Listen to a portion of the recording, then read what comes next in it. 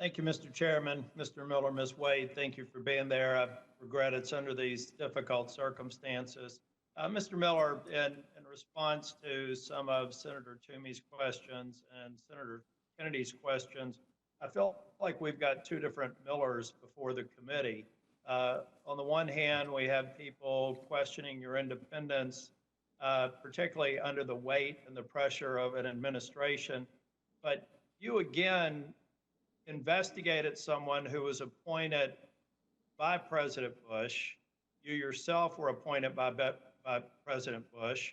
That investigation didn't change one bit, regardless of the pressure you got from Capitol Hill, and I would suspect others. And what was the ultimate disposition of the person in the GSAs? What was the ultimate disposition of that person's position? She was asked to resign, Senator. Okay. And earlier, Ranking Member Brown characterized one of your writings as something that seemed to question your commitment to independence. In your response to him, you said it was a mischaracterization of what you wrote. Would you mind going back over that for me very briefly? I do have a question for Ms. Wade as well. Well, my concern was that inspectors general are independent of both the executive branch and the congressional branch. And my concern with the article was that inspectors general need to understand that they are also independent of undue pressure from the Congress. And that's the gist of the entire article. In fact, I say in the article that it's fundamental for an inspector general to be independent. So just to sum it up, you investigated someone who was put forth by President Bush. You were put forth by President Bush. You continued, in spite of pressure you were getting from Capitol Hill and others, to not change one word of your report, and it ultimately resulted in the removal of that person from a position.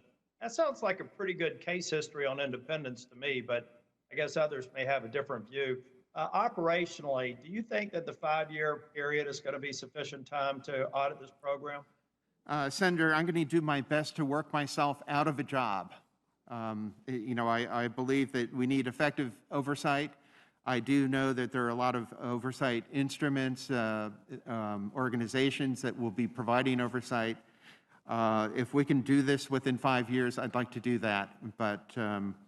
But it's too early to tell exactly whether 5 years is the right amount of time. Well, thank you, Mr. Miller. I have confidence that you'll go about this job in a very independent way, and you'll hold anybody accountable who tries to veer you off of what you think is right. Just one last question for you, and then if time for Ms. Wade. Is there such a thing as good fraud and bad fraud? I would think that Probably any kind not. I would think that any fraud is bad. I think fraud is fraud. And so what I expect, and I appreciated the time that you spent on the phone with me yesterday, and I asked you if you were committed to taking a look at all of the benefactors of the programs that come under the CARES Act, and you will look through the simple lens of, was any of the monies, the taxpayer dollars that were sent out in good faith to help us recover during this virus response, inappropriately allocated to somebody because of fraud? I want you to go after the big businesses, the small businesses, and everybody in between if they've taken advantage of this program. I hope that we won't have members on the other side of the aisle that will come up with this concept of good fraud and justified fraud, because in my opinion, fraud is fraud. So I look forward to supporting your nomination, Mr. Miller.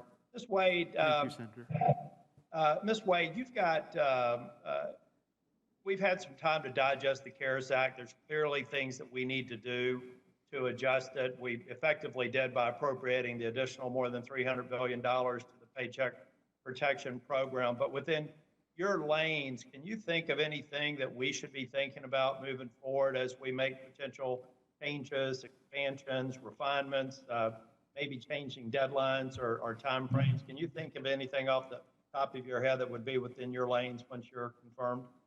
Yes, Senator, that is a great question, and I appreciate your work here. As you alluded to, the CARES Act has already provided tremendous support to housing markets and to borrowers.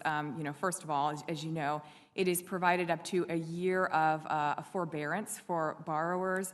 It has provided an eviction and a foreclosure moratorium. I think this is an evolving situation. It is one that we are continuing to monitor on a day-to-day basis and in real time, and we'll use a data-driven approach to provide any additional assistance and any flexibility. But I think, when it comes to what should we think of as sort of the next phase, HUD always appreciates assistance in providing flexibility across offices in order to get this aid and other aid, any future assistance that Congress is considering, out as quickly as possible. So I would be happy to work with you on that objective. Yeah, I can think of the forbearance issue and other things we're going to have to take a look at. So I look forward to getting your input. Congratulations and happy birthday to your little girl tomorrow. Thank you, Mr. Chair.